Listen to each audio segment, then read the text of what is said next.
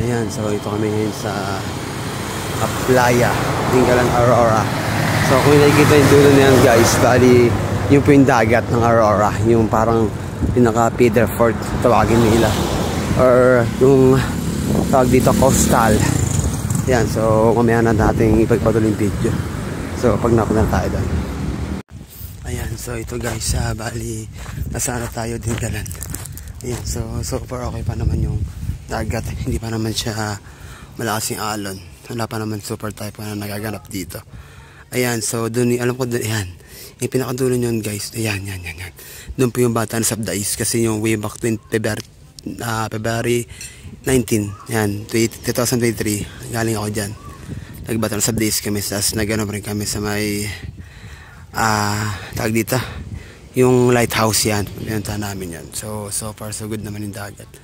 Yan, okay naman sa goods. Ayan, ito, dyan, alam ko dito kabila ito, dyan na rin nakar yan eh. Tapos dyan, kabila dito sa papasok, DRT. Tapos ito naman, pag ito dulo, sa ano yan, Impanta. Ito yata yung dyan na nakar. Yan.